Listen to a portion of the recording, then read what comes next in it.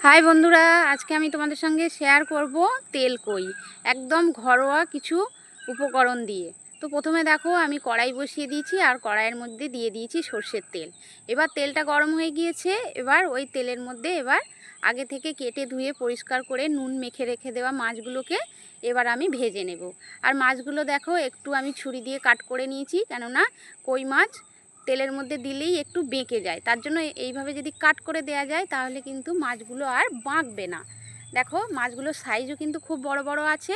আর এইগুলো কিন্তু পুকুরের মাছ, বাপের বাড়ির পুকুরের মাছ। বাপের বাড়ি এসেছি যেহেতু যেহেতু পুকুর থেকে মাছ ধরা হয়েছে। এবার আমি আবারও মাছগুলো দিয়ে ভেজে নেব। আমার কাছে এখানে 4টে মাছ আছে। মাছগুলো আমি এবার ভেজে তুলে নেব। আর একদম পাকা কই, দেখো দেখেই তোমরা বুঝতে পারবে কই মাছের কালারটা দেখে। আর পেটে কিন্তু ডিমও হয়ে গিয়েছে। এবার মাছগুলো আমার ভাজা হয়ে গিয়েছে। এবার আমি মাছগুলো তুলে এবার কড়াইয়ের মধ্যে দিয়ে দেব 1 চামচ আদা রসুন বাটা। এবার আদা রসুন বাটাটা একটু দিয়ে কাঁচা গন্ধ চলে গেলেই এবার দেব একটা পেঁয়াজ বাটা, দিয়ে একটু ভালো করে নেড়ে চেড়ে ওর মধ্যে দিয়ে দেব একটা টমেটো বাটা, দিয়ে এবার আমি সব কিছু একটু ভাজা ভাজা করে নেব।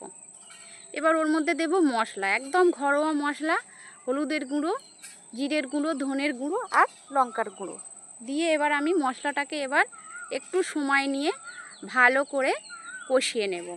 দেব অল্প একটু জল, জল দিয়ে একটু মশলাটাকে তেল ছাড়া পর্যন্ত কষাবো।